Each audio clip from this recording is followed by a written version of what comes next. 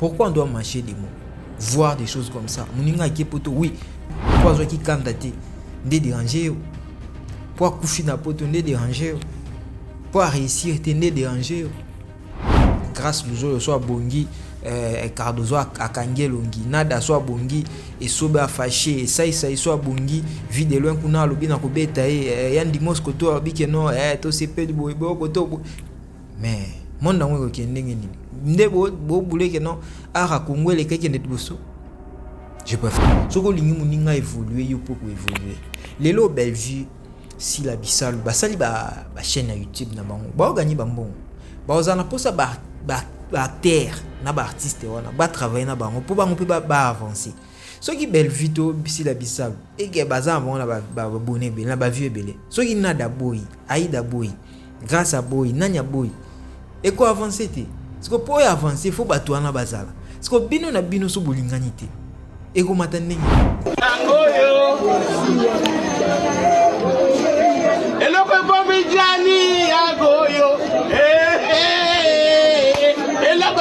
Jani yangoyo emenakana poto yangoyo ebomakabato yangoyo akende kipoto pona yango ebela kwe bomi jani yangoyo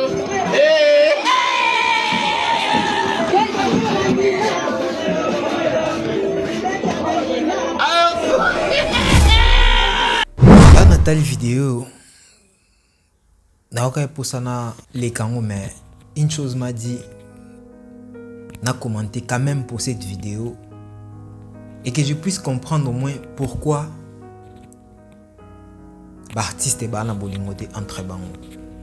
Parce qu'à un moment donné dans un monde d'art, il y a des artistes théâtral congolais, si je peux dire. Mais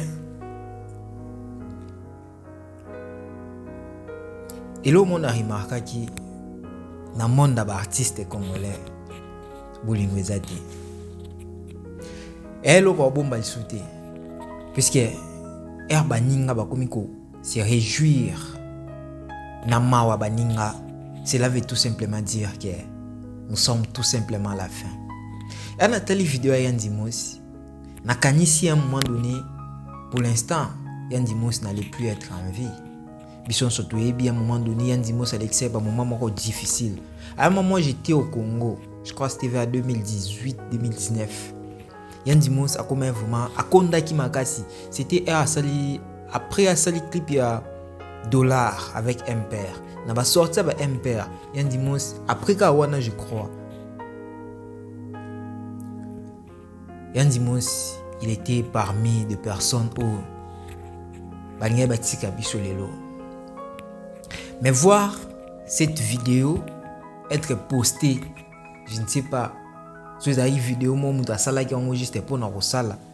Mais en voyant une personne comme Yandimos être content ou soit se réjouir, namawa muninga, namawa ya artiste ya frère Nabino, et ça lui passe. Na roti kango bete, en étant congolais, en étant aussi l'un des acteurs congolais, en étant l'un des caméramans, monteurs, réalisateurs congolais, je pouvais quand même critiquer cette vidéo. Pour tous ces gens qui me regardent, je ne sais pas, est-ce que Yandimos peut se comporter de la sorte? Est-ce que un artiste comme Yandimos, une star de la République démocratique du Congo, peut se comporter comme ça? Donc, on doit le dire, aujourd'hui, l'artiste faut besoin l'armaïl. Sans opportunité robima, aux opportunités moroboy, comme star, ya comme mataba niveau, puisque mutunya soit na chance te que non, a comme leader, mutunya soit na chance te que non, peu importe où ebi art, peu importe où ebi ozana, mutunya mutuara na destin na. Ya na mutumsu soit comme na niveau moroboy. Mutumsu soit comme na niveau. Mutumsu soit na succès ma ozana mbongo ebelete. Mutumsu soit na mbongo ebelete ma ozana ya succès ma kaste. C'est comme ça la vie. Maintenant, bino ba artiste oyo Boucho banda art, faut vous amailler. Faut vous comprendre que non. Ba yaya na bino na ba papa na bino misusu, balinga bino te. Il faut vous amailler. Puisque lelo yo omona mutumsu bi baba papa nanga baba vie na ngai. À un moment donné, on kende boy. Bah chile l'eau mon copo, bah chile l'eau mal à verre. Et du coup peut-être 3, 4 jours, 5 jours plus tard, ah m'doubo akufaki. Pourquoi tout le monde a acaba ma bien monde ba acteur congolais. Vide loin combien de fois bois qu'il est maladie. Modéo ba bois qu'il est poison. Vide loin poison, mbasu, nyonso. Artiste boy nada ba bois qu'il est maladie na mbunzu. Nani ba bois qu'il est maladie. Donc au moins ba artiste na nyonso ba tourner en rond. Ba nyonso. O ba bois qu'il est maladie. O to azung ba bois qu'il est maladie. Mais vous comprendre te. Jusqu'à là bo mon aura le roi bagé. O coup frappé o lekika net bagé. En voyant la vidéo de Andy Mossi. C'est notre papa. On doit le dire. Quand il y a des fautes, on doit les dire. Pourquoi on doit mâcher des mots? Voir des choses comme ça. Moninga qui poto, oui. Pour ceux qui visent, ou soit et plus. Pour ceux qui candidatent, ne déranger. Pour coucher na poto, ne déranger. Pour réussir, ne déranger. C'est ça. L'artiste au bazar. Ba oba omoke ba poto to moi ba jeune artiste belé ba omozo mo ba chance ya obimamboka o ba papa ambition belé ba zoe ba chance wana te mais ça opportunité ba on ba zui peut-être nous besoin qui ont te ba za ba dans la vie non faut pesa ba bénédiction faut pesa ba chance et non bo étouffer bango. En voyant cette vidéo comme ça me fait trop mal. Ça me fait tellement mal. Je commence même à avoir peur. À un moment donné, tout tourner, tout tourner un film pour une image. Je commence déjà à avoir peur. Il y a des réalisateurs qui peuvent penser à un moment donné, je crois vers 2018. Tout ça tournage, je ne sais pas, je peux vous montrer des photos par ici. Tout ça tournage, dans la vie de loin, je crois, j'étais avec vie de loin Modéro, qui dit, non, artiste belé, la Cardozo et tout. C'était un film où j'ai réalisé, ils n'avaient pas qui dit. Film YouTube, car je crois vers 2017 ou 2018. Non, 2018-19, ouais. Et là, moi déjà, je n'ai pas cette habitude de manger dans le tournage. J'aime pas trop manger dans le tournage parce que avant que je puisse sortir dans la ligne, et tout fan du wana, vidéo ah réel. Ya tolia na bite nanza to bite ya tolia biso so photo lia to kotsa maboko mutu nyonso acha liboko na yao. Na comprendre que c'est que ma beza na mutu alamba ki biloko fo acha liboko. Donc même si on lia te zwa kataboul moko sa nini cha lia après kende. So to kufa biso nyonso na comprendre bi. Et à un moment donné, je crois vers 2019-20 dans notre tournée dans le film Mobwe. Je connais un groupe na yoana. Tout tourner puis moi tout mon temps un peu trop et j'ai remarqué que je commence à mettre ma vie en danger. Pourquoi? Parce que des artistes passent partout. Quand vers na yo on peut-être école les capé pas na yo mtumso achela ki yo bi quand net boy pom il y a zoé mes yeux il faut éviter na tika monde ba artiste chaud.